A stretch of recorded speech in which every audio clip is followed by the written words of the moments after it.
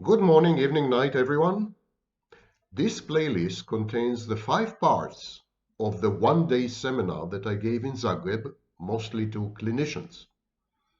When you watch the 5 parts together, it's as if you have been present in the seminar in Zagreb. Now, the video you're about to watch is a recap of all the concepts that are mentioned in the seminar. This will allow you to take notes and then explore my YouTube channel for additional videos about each and every one of these concepts. Also, in the description, you would find a PDF file that includes all the notes for the seminar. Okay, so this video is a study aid which allows you basically to rehash and rehearse the ideas, the beliefs, the schools in psychology, and the recent discoveries in the field of cluster B personality disorders. Just to remind you, my lectures and seminars are free of charge. I give 2 to 3 hour lectures, 1-day seminars, 3-day seminars, 5-day seminars, and a mega seminar of 8 days. All these are completely free of charge. You can organize a seminar in your location.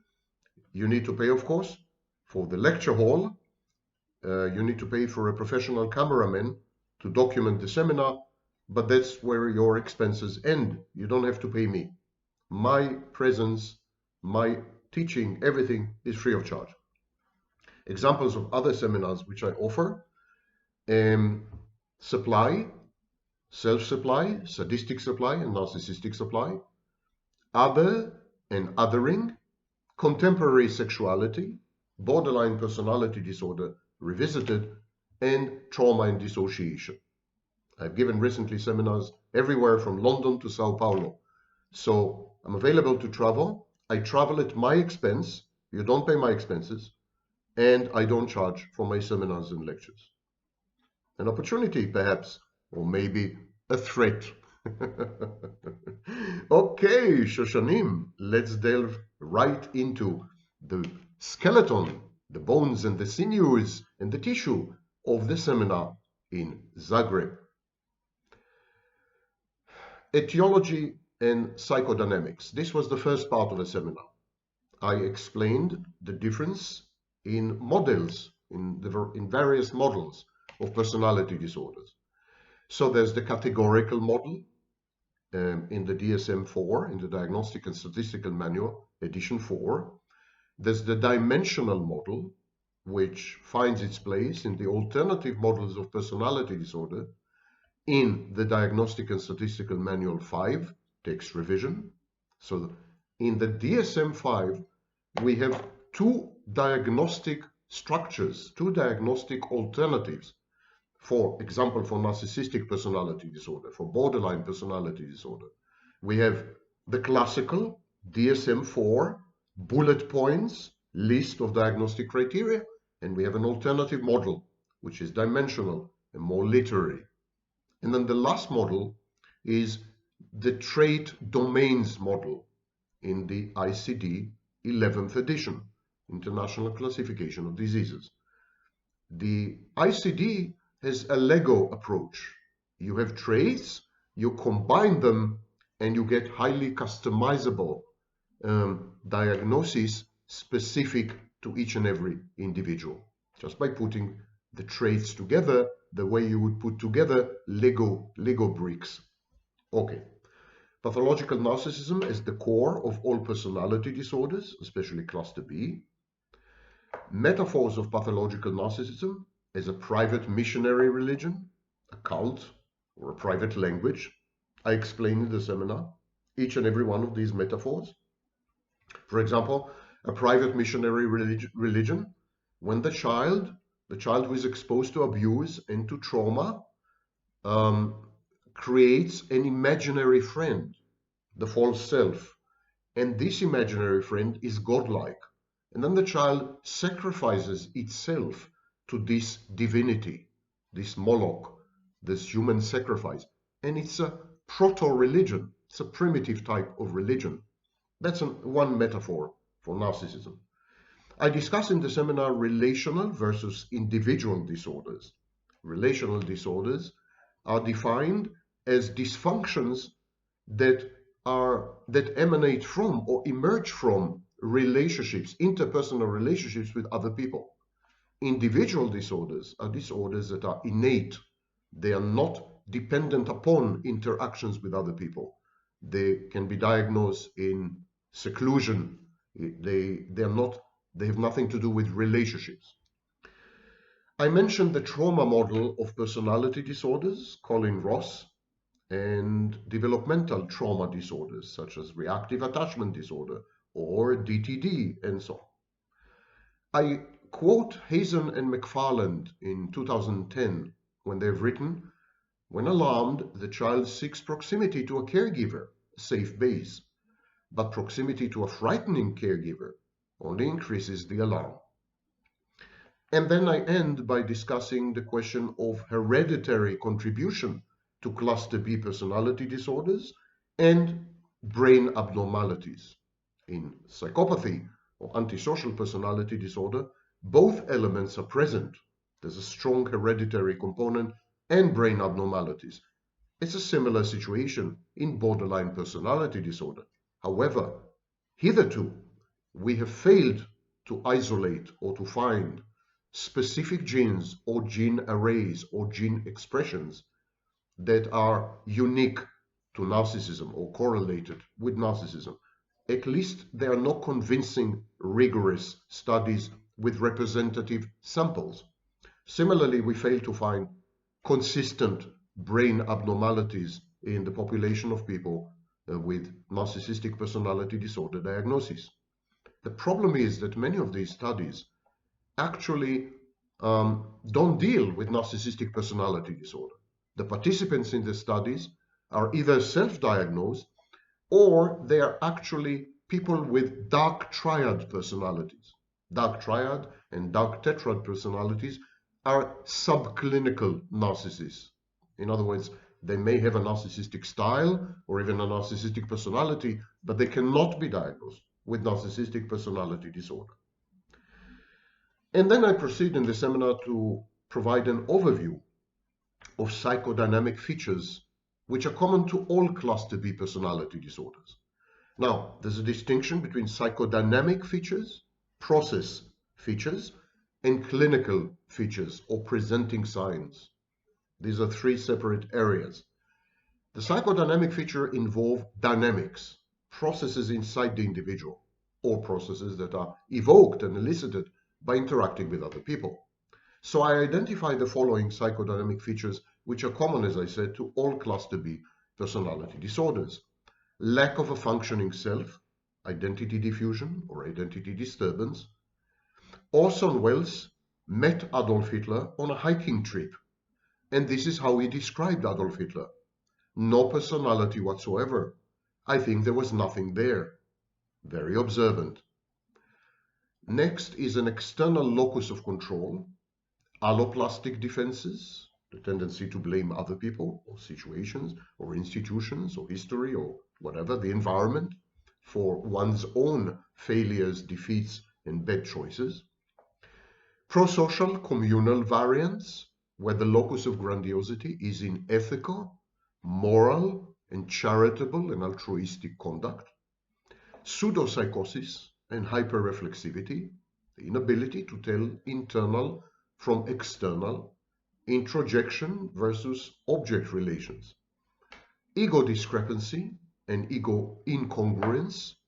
An example is the gap, the abyss between implicit self-esteem and explicit self-esteem in pathological narcissism, where the implicit self-esteem is very low, what Adler would have called inferiority complex, whereas the explicit self-esteem, the visible, the ostentatious self-esteem, is inordinately, fantastically, and delusionally high. Compensatory mechanisms are in action in all cluster B personality disorders. There's an external regulation in order to moderate, temper, or somehow control lability, dysregulation. There are schizoid features when there is collapse. In other words, when the strategies embedded in the personality disorder fail, or when the role play fails. So that's a state of collapse. And then usually the person withdraws or avoids. So schizoid features are very common in cluster B personality disorders. There's pain aversion or hurt aversion, paranoid, persecutory ideation, anticipatory anxiety, catastrophizing, hypervigilance, and alexithymia, inability to identify emotions and communicate them. In all cluster B personality disorders, they're primitive infantile defense mechanisms, an internalized active object, whether idealized or persecutory. The internalized object could be a bad object or could be an idealized object as well. There's subjective time fluidity, misperception of time, and there is separation insecurity, control, and introjection as a self-soothing solution for abandonment anxiety. There's object and introject inconstancies, impermanence, impaired reality testing, cognitive distortions owing to dissociation and ontological insecurity, guidance, the idea of guidance, magical thinking, recklessness, pseudo-artifacts, so pseudo-stupidity, pseudo-humility, victimhood, conspiracism. There's, in some disorders, for example, narcissistic personality disorders, there's emphasis on the mind and the intellect, the cerebral or intellectual narcissist, or emphasis on the body, and that would be the somatic narcissist. There's paradoxical thinking, Bateson's double bind, incomplete knot. There's cold empathy, reflexive and cognitive, but not affective and emotional. There are attachment disorders or injuries, addictions, fantasy defenses, idealization, devaluation, discard, replacement, and hoovering cycles, intermittent reinforcement, approach avoidance, repetition compulsion, decompensation, acting out, and finally, most people react to patients with cluster B personality disorder with extreme discomfort. When people come across narcissists or psychopaths or even borderlines, they feel unpleasant and uncomfortable. They feel that something is wrong, something is awry, something is off key. This is known as the uncanny valley reaction, first described by the Japanese roboticist Masahiro Mori in 1970. I then segue to the issue of trauma and dissociation in the seminar. I define abuse and trauma, adverse childhood experiences. Abuse and trauma don't have to be physical or sexual or verbal. Smothering the child, pampering the child, idolizing, pedestalizing, instrumentalizing, parentifying the child, all these are forms of abuse because they deny the child the possibility to separate and create boundaries. They prevent the formation and emergence of a constellated, integrated self, and they isolate the child from peer interactions and from reality, kind of overprotectiveness. This, of course, stunts the growth of the child. There's no personal development, and there's no separation, individuation. I describe personality disorders, therefore, as post-traumatic conditions with dissociated self-states. It's a kind of schizotypy or neoteny. I mentioned Philip Bromberg's work, Jung's complexes, subpersonalities, internal family system, transactional analysis, ego state therapy, dynamic self-regulatory processing model, etc., etc. Dissociation was originally described as a defense mechanism by the likes of Janet, Freud, and others. Today we think of it more as an integrative synthetic deficit. It yields psychoform and somatoform symptoms. Integration synthesis depend on personification and presentification. In other words, the ability to experience oneself as a continuous unitary entity, an I, and the ability to ground oneself in one's reality, especially in the present. Depersonalization, therefore, is a failure at personification.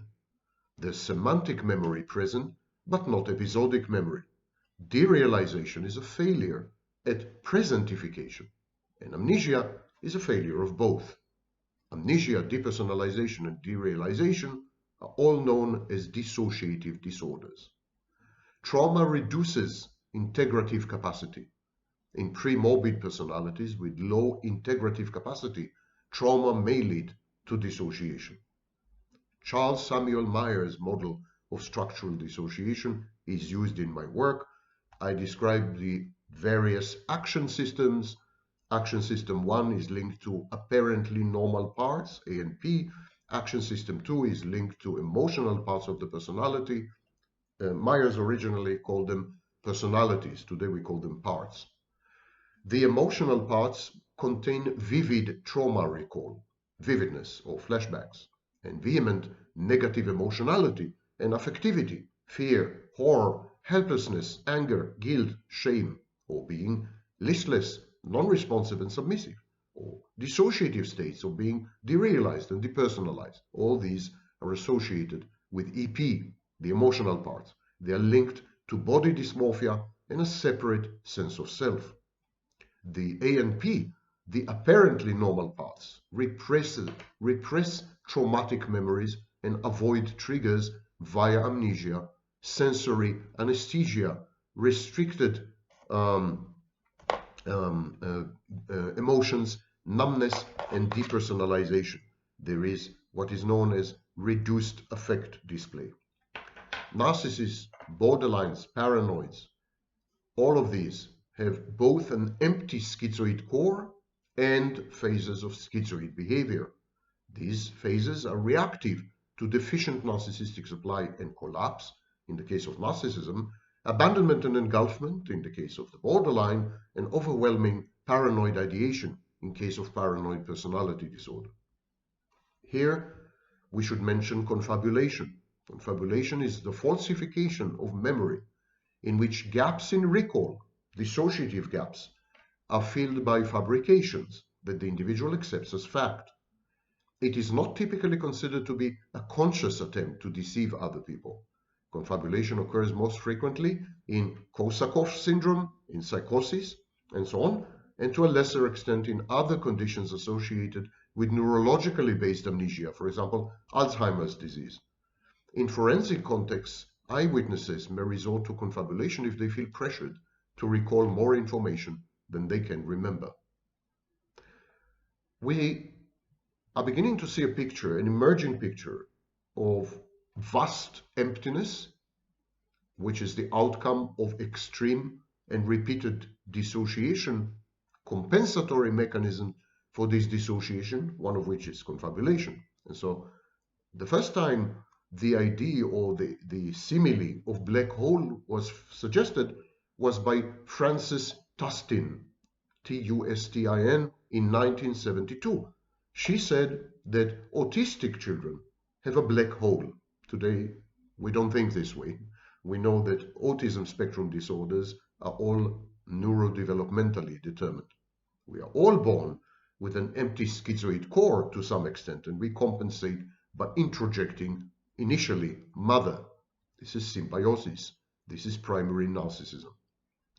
The borderline's introjection failure and consequent introject inconstancy is what gives rise to the borderline sense of emptiness as described by the likes of Otto Kernberg. The borderline compensates by over-reliance on external objects. She or he has anaclitic personality. Narcissism, on the other hand, is compensatory and infantile. There's object inconstancy, not introject inconstancy. Narcissists are very good at introjection. There is ceaseless introjection, actually, an incorporation of internal objects. And this constant activity masks the emptiness, compensates for it, and therefore the narcissist has an introjective personality, not an anaclitic one. It's a bit like supernova. The empty schizoid core is the seat of persistent pathologies and addictions, which substitute for and are misidentified as a core identity. The halo personality, a periphery of void, remnant of a supernova, comprises what in healthy people constitutes identity or personality, beliefs, values, traits, cognitions, emotions. But because all this is founded on dissociation, there is no identity stability. There's identity diffusion, identity disturbance. One could say identity inconstancy. The halo personality elicits external regulation and generates a hive mind, an attempt to become. It attempts to become. Let's talk a bit about the formation of the empty schizoid core. There's a critical period hypothesis. During this critical period, the infant seeks a secure base, a sensitive, responsive parental figure which meets the needs of the child. The child refers to her to reduce anxiety and upset. I say here because initially it's the mother's role. The child becomes through the mother's gaze. And of course, this creates a trauma of schism. There's the emergence of the world necessitates also the breakdown of the world. The unitary perception of the world disintegrates when the child understands that mother is separate, mother is external, and so is the universe, so is reality. The child initially reacts by rejecting the traumatizing maternal gaze, and by doing so, he realizes the mother's externality and separateness. This very act of rejecting the mother's externality and separateness brings it on. Lacan's perception of self-objectification and ambivalent self-alienation comes to mind. Lacan's apperception. Lacan suggested that the unconscious, the seat of repressed traumas, is a compendium of other people's gazes. And so the mother's gaze is the cause of the formation of the unconscious, its nucleus. And it is this primal trauma of being seen that gives rise to the unconscious. The unconscious emerges in order to resolve the existential dissonance between the survival need to be seen and the repressed trauma of being seen, the horror, the terror of being seen. Kohut suggested what he called narcissistic transferences, narcissistic mirroring, idealizing, and twinship. And they fit well into my model. The child objectifies and instrumentalizes mother as its first mirror. Primary narcissism involves a mother which actively reflects the child to itself, idealizes the child, aggrandizes the child, and creates a kind of hall of mirrors effect, which I'll discuss a bit later. And so the aggrandized child takes the world and cathects it. The mother is a secure base with secure attachment. This is what Erickson calls the basic trust. The mother's gaze engenders mentalizing, phonagy, and the mother's gaze also creates the first prototypical object relations, which is founded on separateness of external objects.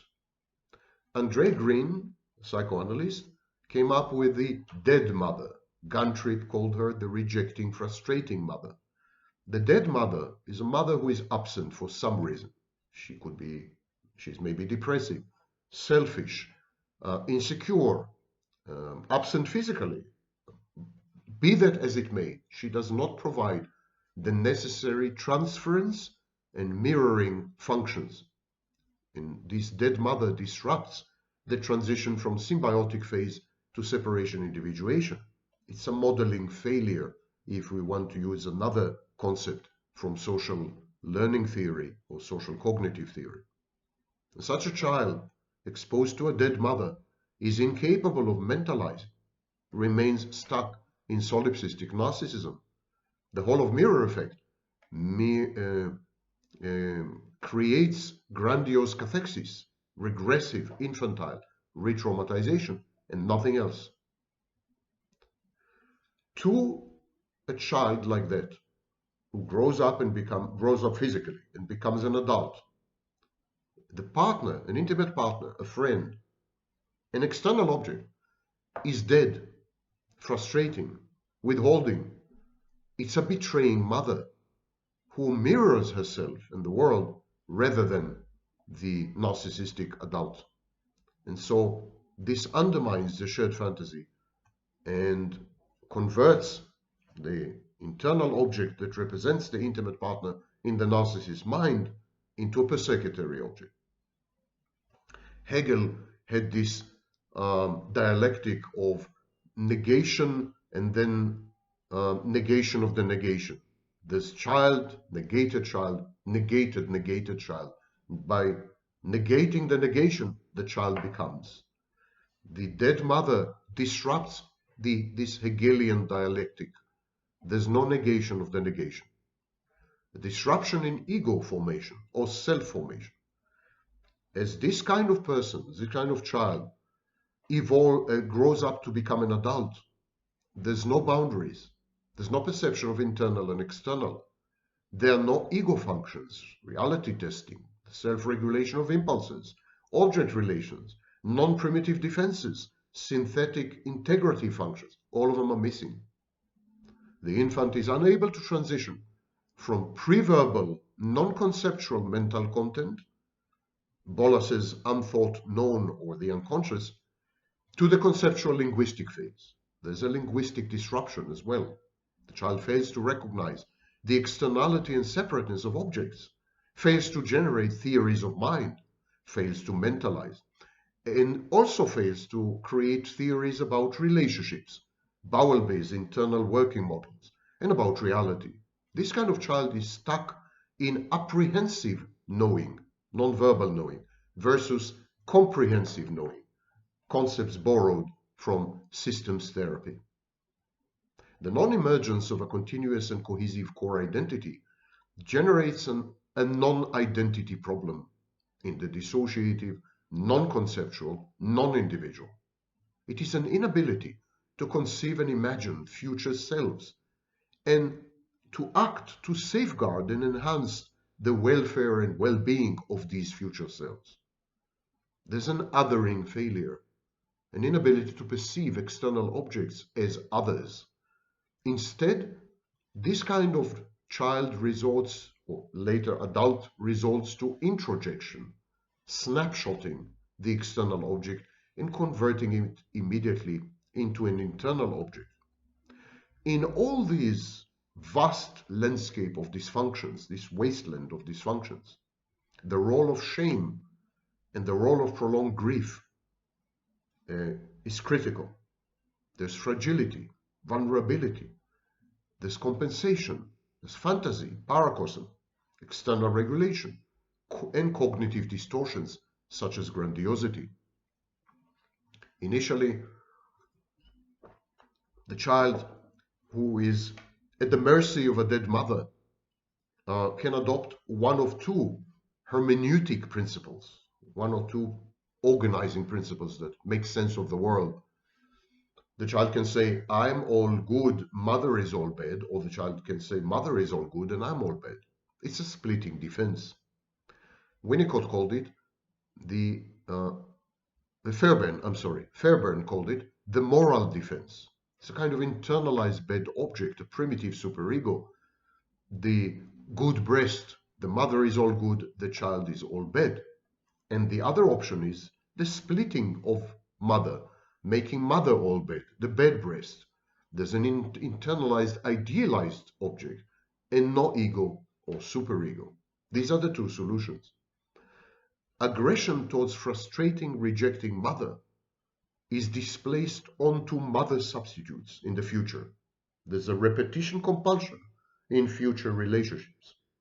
Everyone becomes a maternal substitute, a maternal figure, and there are attempts to reenact early childhood dynamics and to accomplish closure, separation, individuation vicariously within a shared fantasy.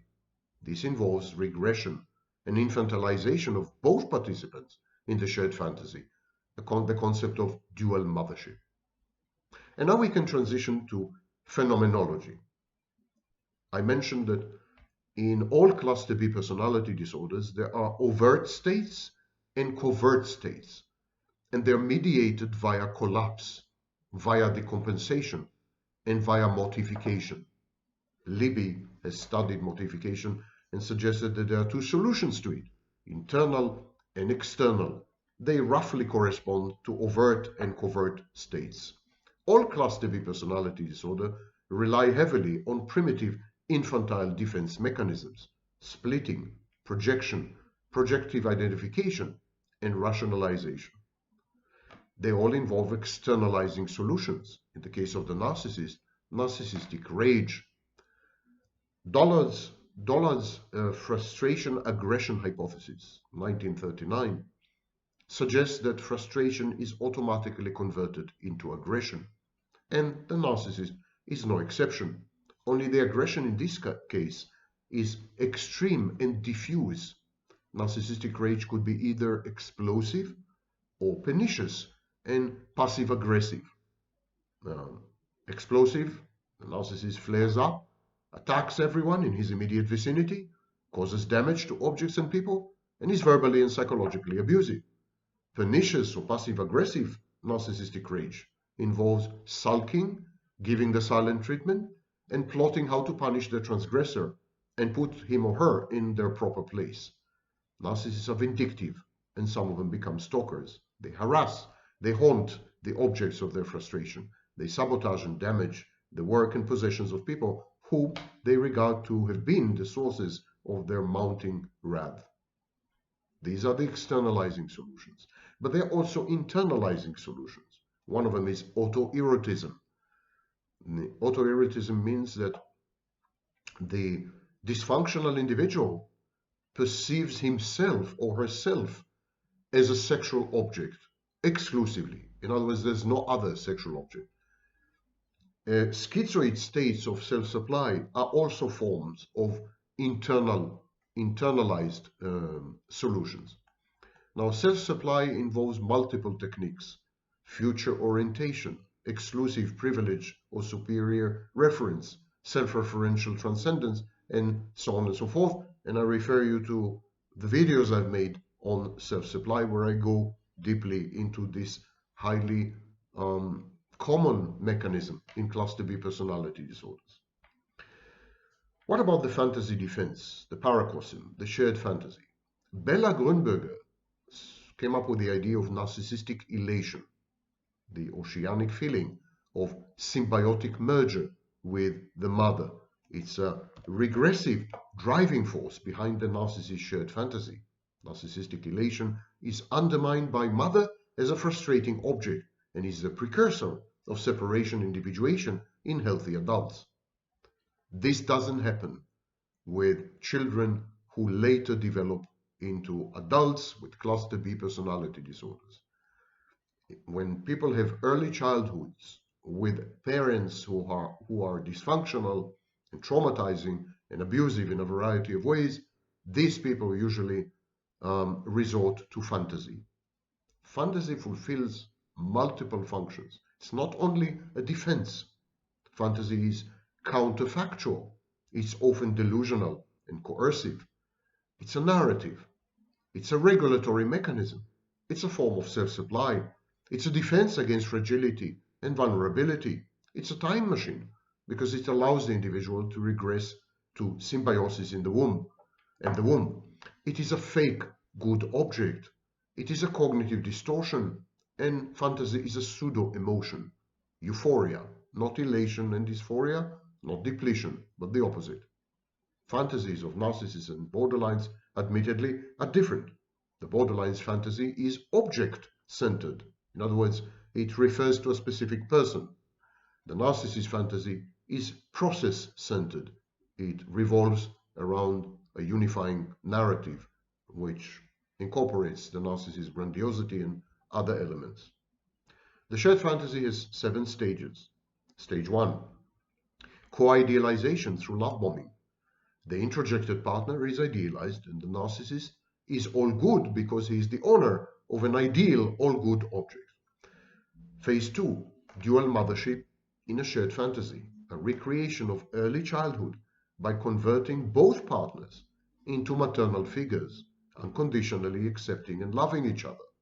The partner regresses and as an infant falls in love with their own idealized image via the narcissist's gaze.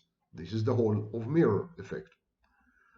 Number 3, the need to reenact the failed separation in the narcissist's childhood leads the narcissist to a mental discard, and this mental discard results in a narcissistic injury, as it implies that the narcissist is not omniscient, because his judgment of the erstwhile partner as ideal must have been wrong.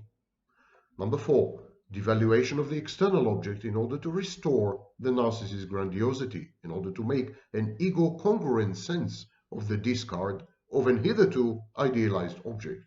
Number 5, devaluation of the partner's introject via the splitting defense. The introject is now all bad. The narcissist is grandiosely all good. The introject is persecutory, an enemy. Number 6, a real-life discard, the projection of the introject onto the partner in an attempt to integrate it with the external object. This attempt at projection integration fails owing to abandonment anxiety triggered by the partner's introject inconstancy and the refusal to own a split all-bad introject. And so the devalued split all-bad introject remains as an internal object in the narcissist's mind and creates dissonance. This creates anxiety as well, owing to the internalization, introjection of a bad object, which represents the partner. It's terrifying to have a bad object in your mind, persecutory, enemy object. So, number 7, the only way to reintegrate this internal object and reduce anxiety is by re-idealizing an external object, the original external object, or a substitute, and the corresponding introject. This is impossible to accomplish if the narcissist has been mortified.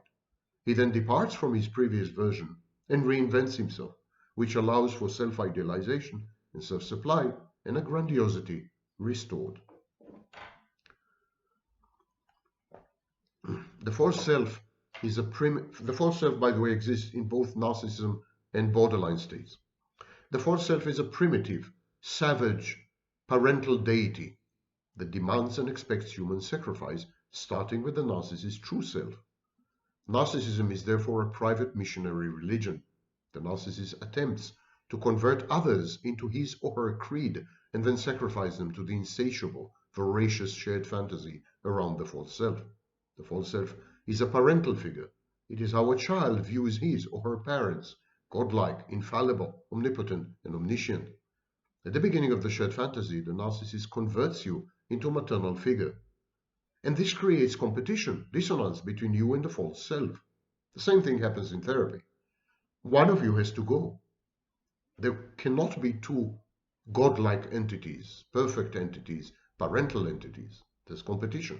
And since the narcissist identifies himself or herself with a false self, there's no real constellated self. To counter it, the narcissist sacrifices you. This process is one of the main engines of the attempted reenactment of the failed early childhood separation individuation, which leads to devaluation and discard. But having discarded you, the narcissist still remains stuck with your maternal introject, the persecutory object, and with his parental false self. And this dissonance, therefore, is never resolved. Let us discuss now 10 clinical features, presenting symptoms, and trait domains of Cluster B personality disorders. I'm quoting from the Diagnostic and Statistical Manual, edition 5, text revision, published in 2022. A general description of personality disorders.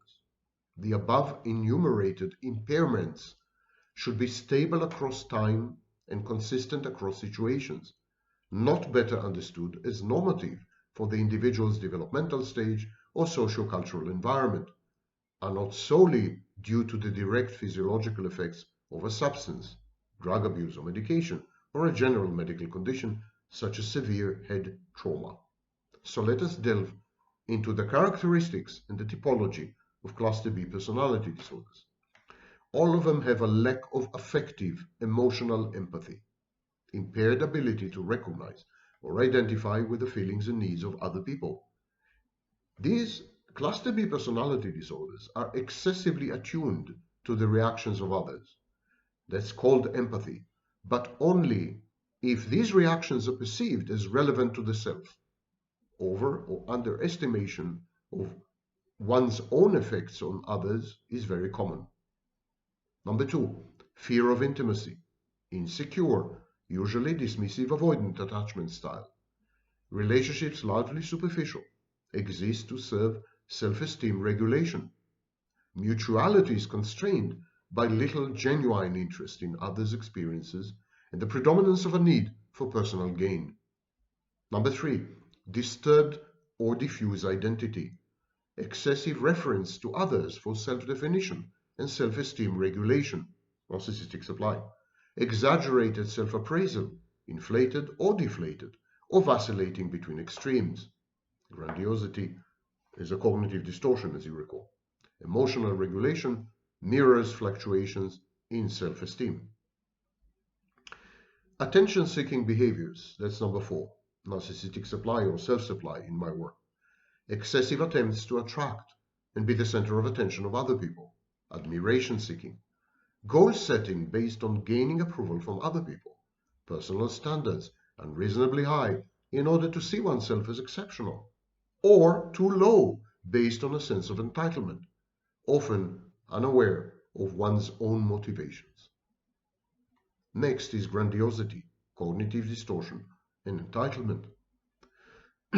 Feelings of entitlement, either overt or covert, self-centeredness, firmly holding to the belief that one is better than others, condescension towards others. These are all DSM characteristics. Now we revert to the trait domains in ICD, in the ICD, International Classification of Diseases, 11th edition. The first trait domain is anankastia. Anankastia is perfectionism, perseveration, emotional and behavioral constraint, stubbornness, deliberativeness, orderliness, and concern with following rules and meeting obligations. Next is negative affectivity, including fragility, negative emotions, and a poor self-concept, anger, contempt, disgust, guilt, fear, and nervousness. And finally, dissociality, antisocial behaviors, traits of impulsivity, high negative emotionality, low conscientiousness, and associated behaviors, including irresponsible and exploitative behavior, recklessness, and deceitfulness. And what is common to both diagnostic manual is antagonism. In psychopathy, it's defiance or contumaciousness. Antagonism, the low end of agreeableness, references traits related to immorality, combativeness, grandiosity, callousness, and distrustfulness. It is a robust correlate of externalizing behaviors, such as antisocial behavior, aggression, and substance use.